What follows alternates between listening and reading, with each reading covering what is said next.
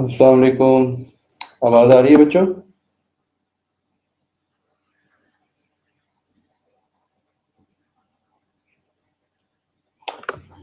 Okay great.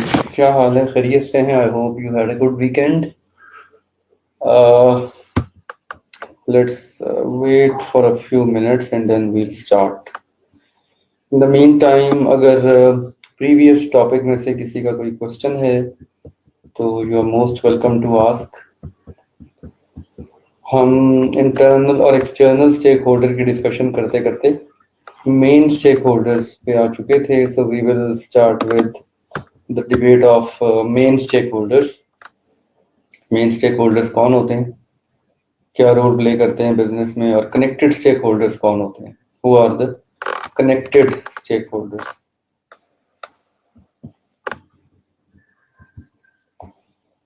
सो आज की discussion में स्टेक होल्डर का टॉपिक हम कंप्लीट करेंगे, पावर ऑफ स्टेक होल्डर्स पर डिस्कशन करेंगे और मेंडेलोस पीआई मैट्रिक्स देखेंगे।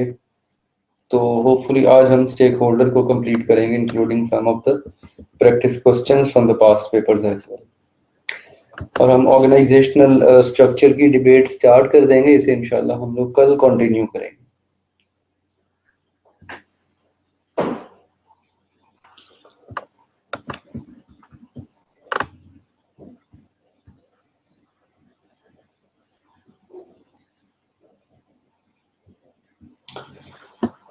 Mozum, shareholder is a subset of stakeholder. Stakeholder can be any individual, can be any entity or organization that has some interest. अब shareholders के जो interest होते हैं they are primarily financial interest. आप ये कह सकते हैं कि all shareholders are stakeholders but all stakeholders are not shareholders. तो basically A belongs to B but B does not belong to A. So all shareholders belong to the stakeholder group, but not all stakeholders are the shareholders.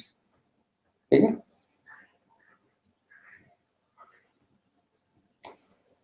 तो share holders भी stake holders होते हैं and अभी हम discuss करते हैं majority share holders जो होते हैं they are the major stakeholders of the business entity. ये मेजर स्टेक होल्डर्स में फॉल करते हैं।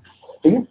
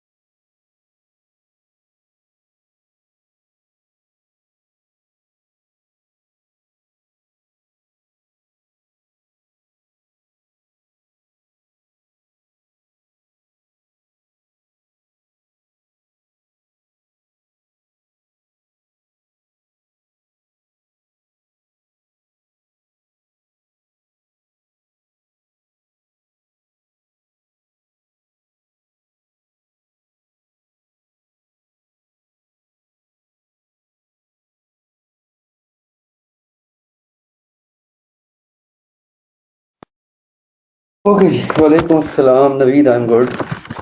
मेन स्टेक होल्डर्स, हमने परसों स्टेक होल्डर्स का टॉपिक डिस्कस करना शुरू किया था और we discussed internal stakeholders कौन होते हैं, एक्सटर्नल स्टेक होल्डर्स कौन होते हैं, क्या रोल प्ले करते हैं बिजनेस की एक्टिविटीज़ के अंदर, ठीक है, और बिजनेस के वेज ऑफ डूइंग बिजनेसेस के अंदर उनका रोल क्या होता है। There are some stakeholders who have more powers, there are some stakeholders who have lesser powers, there are some stakeholders who are more stronger, there are some stakeholders who are less stronger। तो ये कुछ stakeholders जो हैं they have high level of influence on the activities of a business। there are some stakeholders जो business की activities को deeply influence करते हैं, इन्हें हम नाम देते हैं main stakeholders का। they are known as main stakeholders। they have the greatest influence। For example, the most influential stakeholders of a business include the board of directors, possibly senior managers at times, or for example the majority shareholders। you see, जो shareholders majority shares रखते हैं business के अंदर, they are the main stakeholders। वो main stakeholders हैं, ठीक। और उसके अलावा ऑर्गेनाइजेशंस के अंदर there are like major customers जो हैं वो मेन स्टेक होल्डर्स हैं, ठीक है।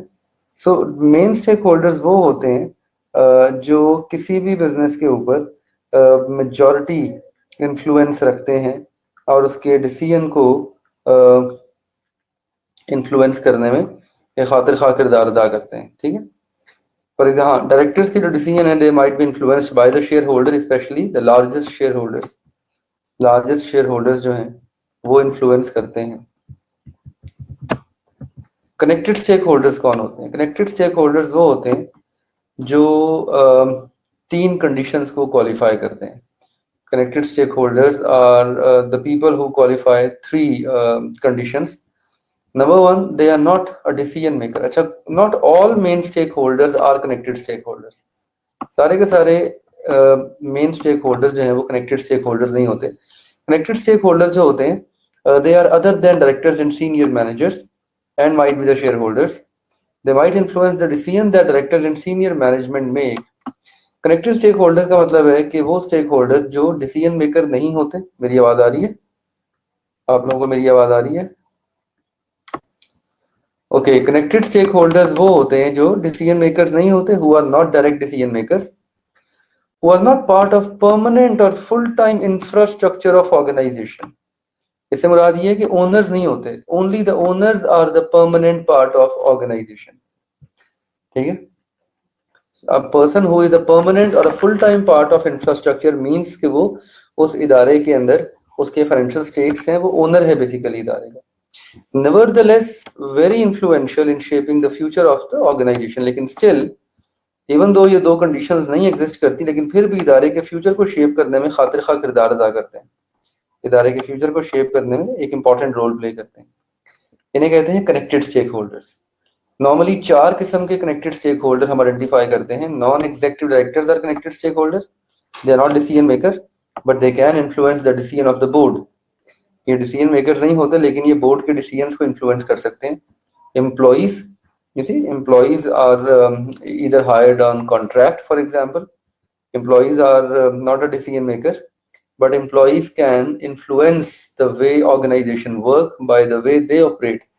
employees अपने knowledge से, अपने skill से, अपने way of doing things से इदारे की way of working को influence कर सकते हैं। key suppliers are the people from which organization makes most of the purchases।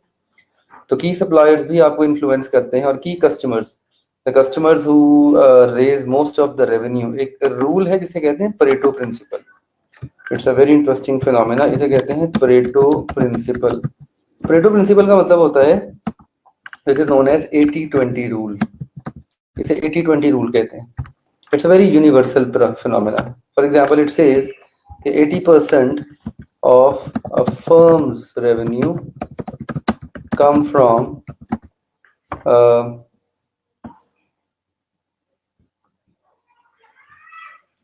80% of firms' revenue come from only 20% of their customer 80% एक इदारे के जो रेवेन्यू है वो उनके सिर्फ 20% कस्टमर से आते हैं, और रिमेनिंग जो 20% रेवेन्यूज हैं वो रिमेनिंग 80% कस्टमर से आएंगे।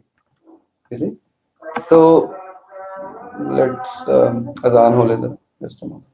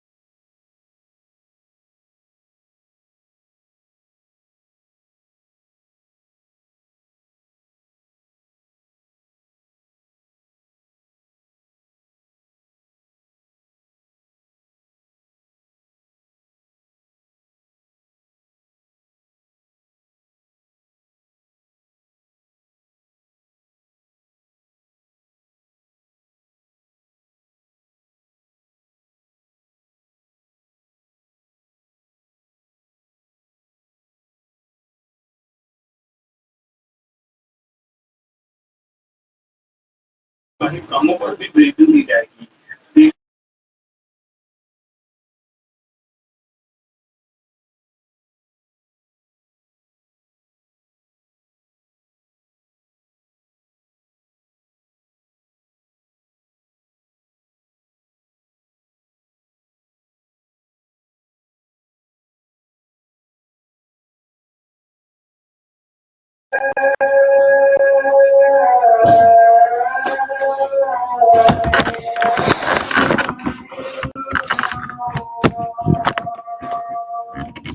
सो इसे इसे कहते हैं परेटो प्रिंसिपल। परेटो प्रिंसिपल कहता है जैसे 80% of the firm revenue come from 20% of the customer known as main customers of an organisation. ये एक इदारे के मेन कस्टमर्स कहलाते हैं।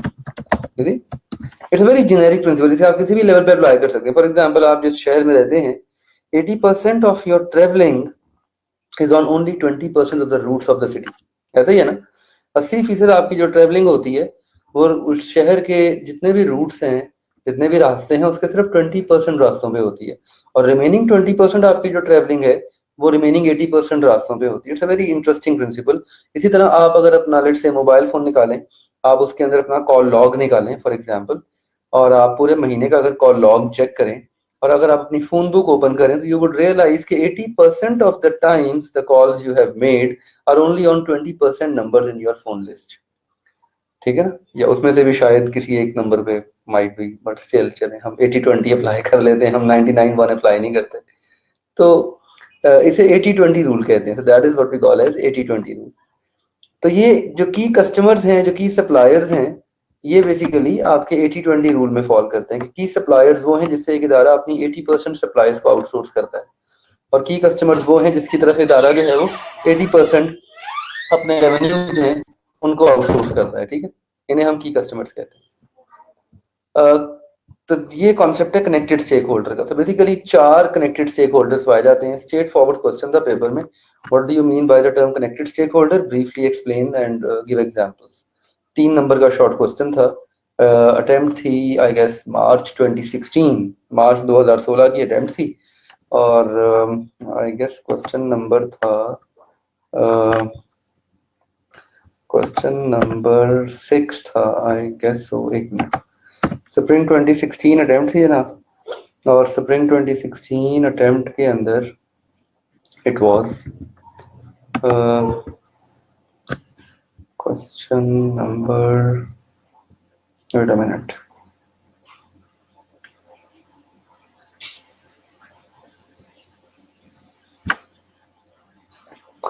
No they are not a permanent part of the firm. ये फर्म का हिस्सा नहीं होते, एनईडीज एम्प्लॉयज नहीं होते, एनईडीज सिर्फ बाय इनविटेशन बोर्ड का हिस्सा होते हैं, और ये बोर्ड में अपना इंटरेस्ट और अपना नॉलेज लेके आते हैं। ओके जी, ये क्वेश्चन था what is meant by the term connected stake holder.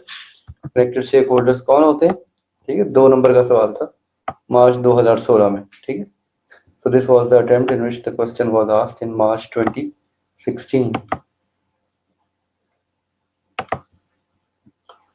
Okay, अगला इंपॉर्टेंट क्वेश्चन है power of stake holder. Power कहाँ से आती है स्टेक होल्डर्स के पास?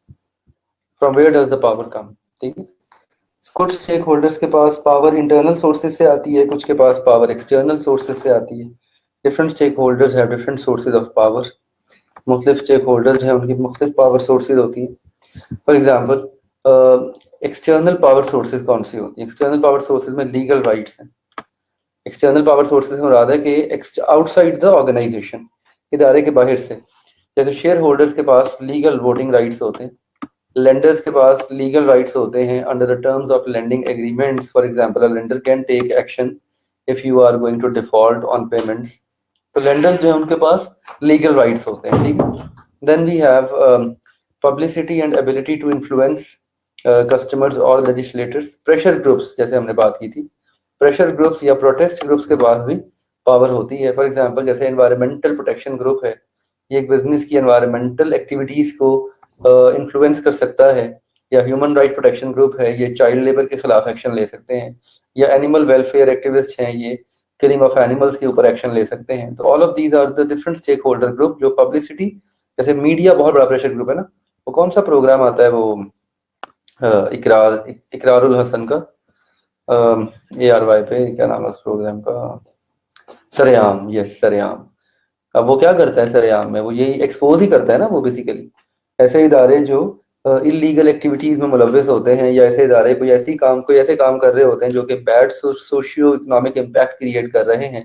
जैसे चंद साल पहले, not in the recent past, a few years back I watched an episode of सरेआम। तो उसमें उन्होंने एक ऐसी फैक्ट्री को एक्सपोज किया जो बच्चों के फीडर्स बनाते थे, और बच्चों के फीडर्स के निपल्स बनाया करते थे। ठीक है, एंड वो जो फैक्ट्री थी, वुड यू बिलीव कि वो प्लास्टिक कहाँ से लेती थी? वो जो हॉस्पिटल की जो वेस्ट होती थी, जो ड्रिप्स की बॉटल्स और सिरिंजेस, वहां से वो प्लास्टिक लेके उसको डिस्पोज करके तो वो बच्चों के फीडर बनाया करते थे। Just imagine. ठीक है, मतलब इस हद तक अनएथिकल हो चुकी है दुनिया, और पाकिस्तान इस हद तक अनएथिकल हो चुका है कि बच्चों की जानों के साथ खेल रहे हैं। You might have known about that episode, I watched it a few years back, I guess पिछले साल या सबसे भी पहले देखी थी। तो इस तरह की एक्टिविटीज होती हैं। तो ये प्रेशर ग्रुप्स जो है फिर आपको एक्सपोज करते हैं और आपके ऊपर एक इंपॉर्टेंट स्टेक होल्डर का रोल प्ले करते हैं। Control over key resources, suppliers for example, suppliers can control a key resource and that would increase their bargaining power. Again the same example recall करें सेकंड चैप्टर से Microsoft की। तो जैसा हमने discuss किया था, माइक्रोसॉफ्ट क्या करता है, एक की रिसोर्स को होल्ड करता है और उस की रिसोर्स की बेस के ऊपर वो अपनी बार्गेनिंग पावर इंप्रूव करता है। इसी तरह कस्टमर के पास बाइंग पावर होती है, customer has buying power. Customer के पास इन्फ्लुएंस होता है because customer can practise their buying power. ठीक है ना, and if you are not going to satisfy the needs of the customer can easily switch to a competitor। तो अगर switching cost low होगी तो बाइंग पावर हाई होगी, same concept जो हमने डिस्कस किया था पहले। Lower the switching cost, higher would be the buying power. Then there are some internal power sources, ये है एक्सटर्नल पावर सोर्सेज जो ऊपर डिस्कस की हैं, जो इदारे के बाहर से आ रही हैं। Legal rights external body set करती हैं, पब्लिसिटी, प्रेशर ग्रुप्स, ये सारे एक्सटर्नल हैं। Key resources of the suppliers और buying power of the customer, ये सारे आपके एक्सटर्नल पावर सोर्सेज हैं। Then come some internal power sources, for example position power. Position power जिसे कहते हैं लेजिस्लेटिव पावर या लेजिस्लेटिव अथॉरिटी। पोजीशन पावर कौन प्रैक्टिस करता है? ये प्रैक्टिस करता है आपका सीनियर मैनेजमेंट प्रैक्टिस करती है, जिसमें आपके डायरेक्टर्स आ जाते हैं, जिसमें आपके फॉर एग्जांपल बोर्ड के मेंबर्स आ जाते हैं, जो एक्सपर्ट लोग होते हैं, जो स्पेशल एक्सपर्टीज से इस जैसे top consultant of and investment bankers, they have position power. Claim on resources, power में also come based on the claim और control over some resources. For example जैसे एम्प्लॉय ट्रेड यूनियन है, employ trade union जो है वो employ के resource को control करती है ना, तो ये पावर को प्रैक्टिस करेंगे। एम्प्लॉय ट्रेड यूनियंस जो होती हैं, they have control over the key resource the employees and they can withhold the labour if their demands are not satisfied.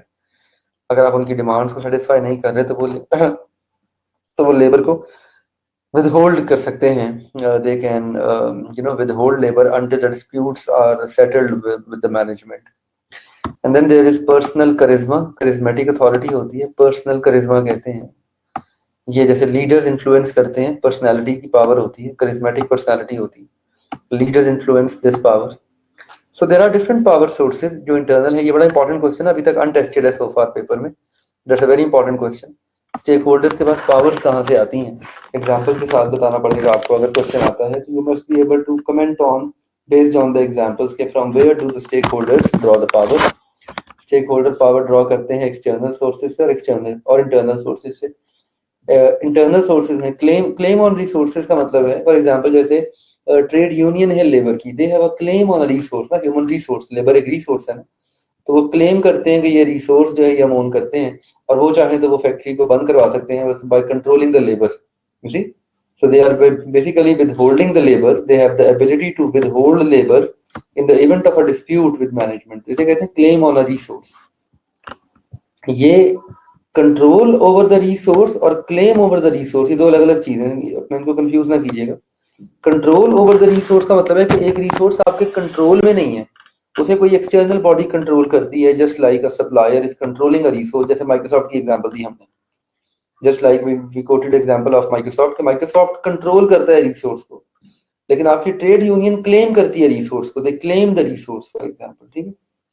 और नॉर्मली क्लेम ओवर जो रिसोर्स है, हाँ ऑब्वियसली ये दोनों वर्ड्स इंटरचेंजेबल भी हैं वैसे, they can be use interchangeably, लेकिन चलें इसको डिफरेंशिएट ऐसे कर लेंगे, क्लेम का वर्ड आप यूज करेंगे इंटरनल पावर सोर्सेज के अंदर और कंट्रोल का वर्ड आप यूज कर सकते हैं एक्सटर्नल पावर सोर्सेज के अंदर। That might create slight of a difference of understanding, ठीक। तो बड़ा इंपॉर्टेंट मॉडल है जिसे हम स्टेक होल्डर मैपिंग कहते हैं, मेंडेलोस पीआई मैट्रिक्स कहलाता है। मेंडेलो बेसिकली एक इंडिविजुअल था। देखें, जब भी दुनिया में different stake holder groups exist करते हैं डिफरेंट ऑर्गेनाइजेशंस के अंदर, तो कॉन्फ्लिक्ट ऑफ इंटरेस्ट पैदा होता है। फॉर एग्जांपल, एक ऑर्गेनाइजेशन जो है उसका कस्टमर चाहता है कि उसे लोएस्ट पॉसिबल प्राइस में हाईएस्ट क्वालिटी का प्रोडक्ट मिले। So if organisation is going to satisfy the needs of the customer, they might compromise on their profitability. अगर उनके प्रॉफिट्स कॉम्प्रोमाइज होंगे, so that might go against the needs of the shareholders, कि shareholders चाहते हैं कि उनकी dividend payments बेहतर हो, उनके रिटर्न्स बेहतर हो, ठीक है ना। इसे कहते हैं कॉन्फ्लिक्ट ऑफ इंटरेस्ट, इसे कहते हैं कॉन्फ्लिक्ट ऑफ इंटरेस्ट, ठीक है। फॉर एग्जांपल, एक इदारा अपने प्रॉफिट्स को जनरेट करने के लिए ऐसी कंट्रीज से रॉ मटेरियल सोर्स करता है जहां पे चाइल्ड लेबर इस्तेमाल होती है, जहां पे चाइल्ड लेबर इस्तेमाल होती है। अब ये जो डिसीजन है that might be in favour of shareholders और it might be in favour of the top management because the firm might generate high profits, but this decision might not be in the favor of some environmentalist group or some social activist group or some human rights group, वो action लेंगे इसके खिलाफ। तो फिर organisations को stake holder manage करने पड़ते हैं। They should understand how to manage their different stakeholders, because they should understand that the stake holder with the greatest influence are the most important stakeholder. वो stakeholders जिनका influence greatest है, they are the most important stakeholder. तो stake holder mapping वो technique है जिसके through senior managers को हम allow करते हैं कि वो स्टेक होल्डर्स को असेस करें, मेन स्टेक होल्डर्स को असेस करें, and then what should be done if anything to win the support of particular stakeholders. और ऐसा क्या करना चाहिए स्टेक होल्डर की सपोर्ट को विन करने के लिए। तो पहले ये तो मालूम हो ना कि स्टेक होल्डर आपके लिए इंपॉर्टेंट कितना है। तो स्टेक होल्डर की इंपॉर्टेंस को हम मेजर करते हैं 2x2 मैट्रिक्स के थ्रू। स्टेक होल्डर की इंपॉर्टेंस को हम मेजर करते हैं by drawing a 2x2 matrix, इसे कहते हैं power interest matrix, that is known as PI matrix और पावर इंटरेस्ट मैट्रिक्स। एक तरफ हम रखते हैं पावर और एक तरफ हम रखते हैं इंटरेस्ट, ठीक है। On one dimension we have power, on the other dimension we have interest, ठीक है। Power of stake holder can range from weak to strong और interest of stake holder can range from very low to very high. 0 to 10 की हम एक scale बना देते हैं, we make a scale from 0 to 10 और एक तरफ हम वीक पावर और वीक इंटरेस्ट रखते हैं, एक तरफ हम स्ट्रॉन्ग पावर और स्ट्रॉन्ग इंटरेस्ट रखते हैं। And based on these two dimension, so this matrix help us to identify the position of each group of stakeholder। फिर हम हर डब्बे में डिफरेंट स्टेक होल्डर ग्रुप्स को प्लॉट करते हैं, तो हम डिफरेंट स्टेक होल्डर ग्रुप्स की पोजीशन को डिटरमिन कर सकते हैं इस पूरी मैट्रिक्स के अंदर। तो मुख्तलिफ स्टेक होल्डर ग्रुप्स कहाँ कहाँ पे प्लॉट किए जाते हैं, where they exist in this matrix. For example कुछ ऐसे स्टेक होल्डर्स हैं जिनके पास इंटरेस्ट भी लो है, इंटरेस्ट मीन के इदारा क्या करता है उससे इनको कोई फर्क नहीं पड़ता, और उनके पास पावर भी लो है, they can't influence the decision of the organisation. Low power low interest, इसे कहते हैं मिनिमल एफर्ट। ऐसे स्टेक होल्डर्स को हम बिजनेस में एंड पे रखते हैं, मिनिमल एफर्ट कहलाते हैं। These stakeholder are given the least importance in the business, इनको हम least importance देते हैं बिजनेस के अंदर, they are known as minimal effort, इनको हम ज्यादा इंपॉर्टेंस नहीं देते और इन स्टेक होल्डर्स की नीड को हम एंड पे रखते हैं।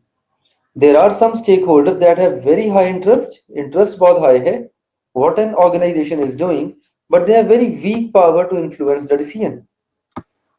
फॉर एग्जाम्पल एन ऑर्गेनाइजेशन, एक इदारा जो है वो डिसाइड करता है कि उन्होंने अपना एक ऑपरेटिंग प्लांट बंद कर देना है because of just low profitability और low business, they decide to shut down an operating plant और वो ऑपरेटिंग प्लांट बंद करने की वजह से कोई for example 200 employees are going to be made redundant.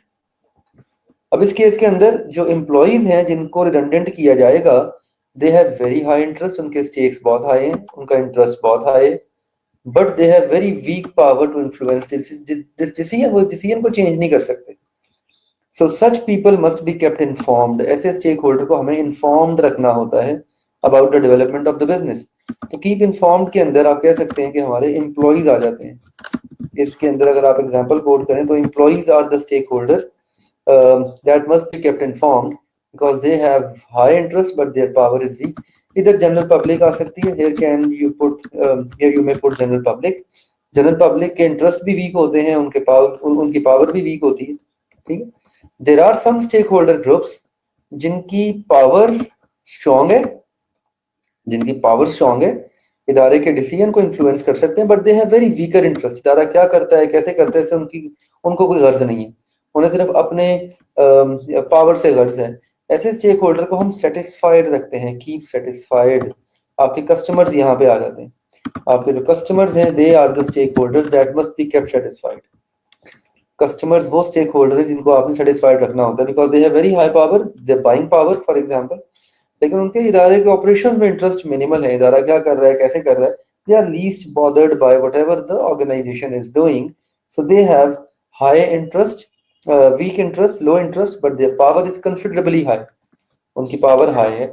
And the most important stakeholder group are known as key players.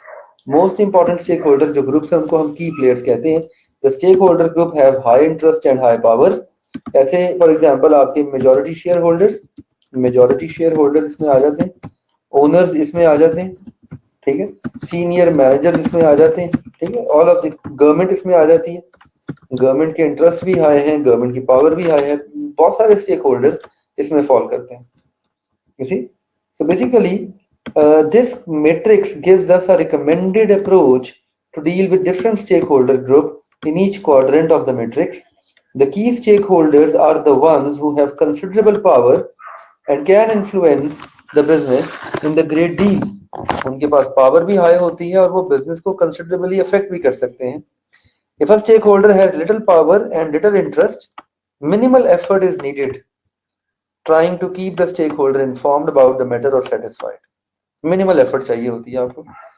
Power little है लेकिन इंटरेस्ट हाई है, power is little but interest is high. Appropriate way to deal with them is to keep them informed, इनको informed रखना है आपने, इदारे में क्या डेवलपमेंट हो रही है, इदारा क्या काम कर रहा है, you have to keep them informed. Power of stake holder is strong but the stake holder has little interest. ऐसे स्टेक होल्डर को आपने सेटिस्फाइड रखना होता है, very simple. so that you may avoid any course of action that will increase the stakeholder interest. ठीक है? Okay. So this is how you determine different stakeholder groups and different levels of interest and powers of stakeholders. इसके भी हम एक दो examples देख के discuss करते हैं. Let's in a moment of time we are going to look at some key examples. तो फॉर एग्जाम्पल इसी तरह कुछ स्टेक होल्डर इंटरेस्ट कुछ स्टेक होल्डर ग्रुप्स के पास पावर भी हाई है, large amount of power, and they have considerable amount of interest, interest level भी उनका बहुत हाई है. So they are the key players and they must be kept satisfied. They are the key players and they must be kept informed as well as kept satisfied. दोनों चीजें इस पे आ जाती हैं. इनको आपने डेवलपमेंट के मुतालिक इन्फॉर्म्ड भी रखना है और इनको आपने मुतमईन भी रखना है. इनके ऊपर दोनों काम आपने करने हैं. जैसे ये एक दो एग्जांपल्स देखें. Board of directors of a major company want to make a take over bid for another company. एक बोर्ड जो है वो एक टेक ओवर बिड लेने जा रहा है एक दूसरी कंपनी की. स्टॉक मार्केट रूल्स ये कहते हैं कि शेयर होल्डर्स के एग्रीमेंट के बगैर आप टेक ओवर बिड नहीं ले सकते. स्टॉक मार्केट रूल ये कहते हैं कि जब तक आपके शेयर होल्डर्स कॉन्सेंट नहीं देंगे you can not go with the take over bid. अब अगर इस सिचुएशन में देखा जाए तो in this situation share holders जो हैं they have the large power and high level of interest. Power भी स्ट्रॉन्ग है, डिसीजन को भी कंट्रोल कर रहे हैं और लेवल ऑफ इंटरेस्ट भी हाई है because they are going to be directly affected by the financial performance of the business once the takeover bid is going to be taken. इस तरह एक और एग्जांपल देखिए. कंपनी के डायरेक्टर्स हैं, they are planning to shut down an operation centre. एक company के director एक ऑपरेशन सेंटर को बंद करने के बारे में सोच रहे हैं, but because of just because it's losing money. The employees who will be made redundant or transferred to other job within the company are a stakeholder group that probably has low power, power low है लेकिन interest बहुत high है. उनके घर के चूल्हे बंद हो जाएंगे, उनकी लाइवलीहुड अफेक्ट होगी. सो दे हैव, तो इस केस में फिर director should keep the employees informed about the developments, about the decisions, what they are planning and how they are going to plan and how they are going to do it. ये part B था. जो भी question देखा हमने मार्च 16 का, उसका part B जो है ये था कनेक्टेड स्टेक होल्डर्स के ऊपर. It was a question on connected stake holder. How astute manager, astute कहते हैं समझदार मैनेजर को. एस्ट्यूट का मतलब होता है समझदार, someone who has a good sense, sensible manager. तो how astute or sensible manager should handle connected stakeholder who are in the following position. 3 number का पार्ट था. 2 नंबर का पार्ट था कनेक्टेड स्टेक होल्डर्स के ऊपर और 3 नंबर का part ये था. It was a very basic question. अगर आप इस क्वेश्चन को देखें और ये एग्जैक्टली क्वेश्चन जो है यही स्टेटमेंट थी. It was a very interesting and a very basic question. It was in spring 16.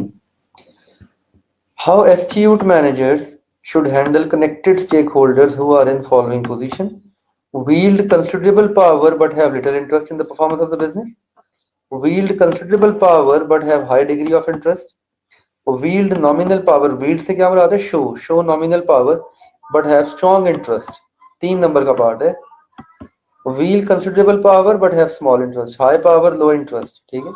keep satisfied, high power and high interest, key players, high interest but low power, keep informed. ठीक है. एक एक number की line का answer था. 1 mark each, एक एक number का जवाब था और स्ट्रेट फॉरवर्ड मार्क्स ये स्कोर हो जाने थे. So that was a question worth 3 marks in the examination. ठीक है. इसीलिए तो बेटा आपको पास पेपर्स पढ़ाए जाते हैं, इसीलिए तो आपसे डिस्कस किया जाता है और and that is how you are going to make some ठीक है. वोकैबुलरी का इशू होता है, तभी तो अपनी वोकैबुलरी को इम्प्रूव करने के लिए मैं बार बार आपको पास पेपर्स पे ले आता हूँ कि now you know the word of wield. Wield का मतलब क्या है? वील्ड कहते हैं शो करना.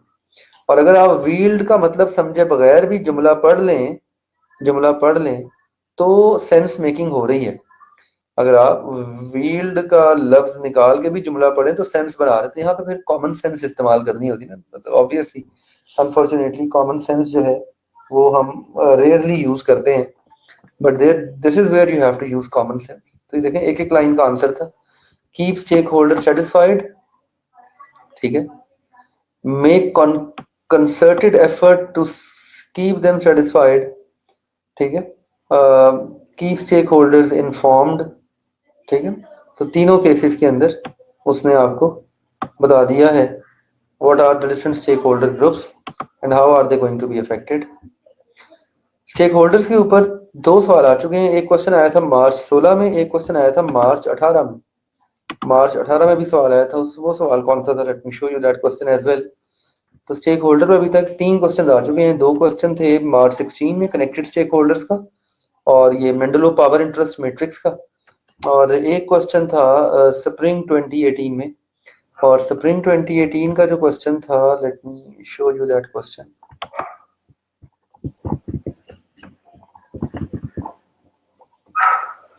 स्प्रिंग 2018 के अंदर जो क्वेश्चन था, जी बिल्कुल, अगर आप इसका सीक्वेंस देख लें तो मार्च जेबा बेटा स्टेक होल्डर का टॉपिक को भी वाइंड अप किया है, स्टेक होल्डर का टॉपिक कंक्लूड कर दिया है। इसका पास्ट पेपर क्वेश्चन देख रहे हैं और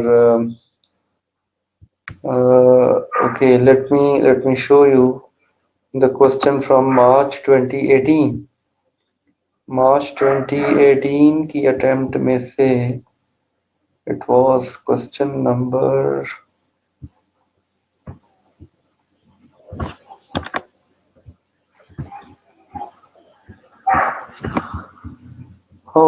एक मिनट में आपको क्वेश्चन नंबर देख के बताता हूँ, just a moment. I guess it was question number 8, I guess it was question number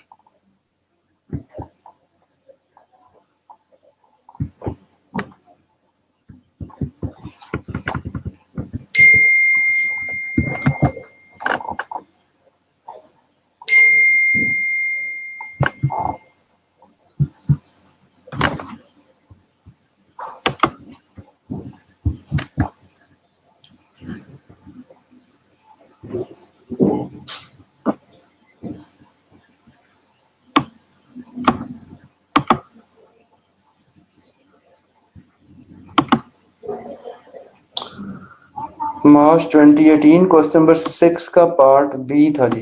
question number 6 का पार्ट बी था, पहले क्यों नजर नहीं आया? Wait a minute. March 2018 question number 6 का, हाँ ओके, 3 नंबर का सवाल था कनेक्टेड स्टेक होल्डर्स के ऊपर। मार्च 2018 3 marks question. Describe the term connected stakeholder with appropriate example. Discuss how management should handle the stakeholder who have considerable power but little interest in the performance or decision of the business. High power, low interest. तो 2 number connected stakeholders के आ गए और 1 number पूछ लिया high power but low interest. Power high है, low interest है, keep satisfied. You will keep them satisfied. ठीक है,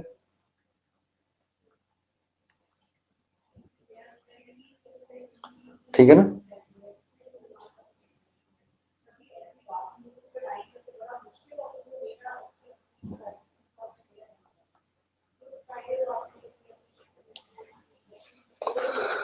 सो 3 दफा सवाल आ चुका है। अगर आप इसका फ्लो देखें, अगर आप इसका सीक्वेंस देखें तो चांसेस आर देयर कि एग्जामिनर दोबारा भी ये सवाल करेगा, क्योंकि एग्जामिनर ये वाला क्वेश्चन करता आ रहा है मार्च की अटेम्प्ट्स में और इवन नंबर अटेम्प्ट्स में मार्च में, और इवन नंबर में तो मार्च 16 में आया था। इस तरह का कोई सेंस या इस तरह की लॉजिक बने ना तो ले लिया करें फॉरन, इससे पता लग जाता है कि क्वेश्चन की इंपॉर्टेंस क्या है। तो this is making perfect sense to me at least कि मार्च 16 में आया था, मार्च 18 में आया था, मार्च 2020 में भी आ सकता है, चांसेस आर वेरी ब्राइट। ठीक है, okay. So that's all about stake holders and I guess आज हम स्टेक होल्डर्स तक ही रखते हैं। नवीद बेचारा पहले ही बोर हो गया था और जिन लोगों का नेट डिस्कनेक्ट हो जाता है इन केस, तो वो फिर डेफिनेटली रिकॉर्डिंग अवेलेबल होती है, तो आप लोग बेशक रिकॉर्डिंग देख लिया करें, सुन लिया करें। फिर भी पढ़ के ना समझ आए, you are always welcome to put your concern and queries on WhatsApp, ठीक है, ऑन व्हाट्सएप।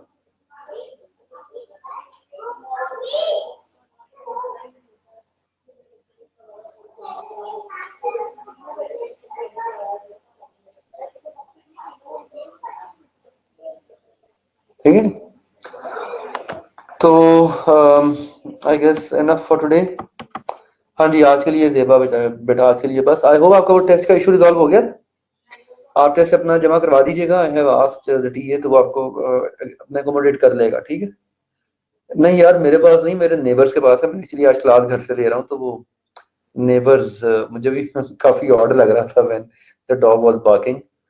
तो नेबर्स ने रखे हुए हैं कुत्ते। I personally don't like pets. हाँ, मुझे बिल्लियां पसंद है, लेकिन वो भी बस उस हद तक कि मेरे गराज में आ जाएं और मैं उनको बस वहीं पे दो डबल रोटी डाल दूं, दैट्स फेयर इनफ। अंदर नहीं मुझे पसंद कोई पेट घर के। तो एनी हाउ, तो neighbours are quite fond of pets. Anyway, बड़े माशाल्लाह आपने मैं चूजे रखूंगा कि मैंने 22 चूजे रखे हुए हैं ना मैंने बेटा। I have these 22। तो आई कैप की बुक आप आई कैप की बुक आप ले सकते हैं ना अपने इधर से, आई कैप हाउस से ऑब्वियसली। मैं ख्याल है आपको पर्सनली जाना पड़ेगा आई कैप हाउस अपने अपने एरियाज में। Write an email to ICAP in case if you do not have any access। Check कर लीजिए अपने अपने एरिया में, या जैसे आप पहले बुक्स लेते रहे हैं, मैं कहता आपको फिजिकली जाके बुक लेनी पड़ती है। There is no facility of getting the book delivered to your home player, अपना होम, ठीक है। तो आपके घर तो वो डिलीवर नहीं कर देंगे, इतने अच्छे तो नहीं आए कैप वाले। I believe they are not that good, anyhow. तो चलें, ग्रेट। कल इंशाल्लाह कंटिन्यू करते हैं जी, इंशाल्लाह, ठीक है। Let's continue tomorrow from organisational structure. In the mean time, any query, any question, most welcome to ask. अल्लाह हाफिज, थैंक यू।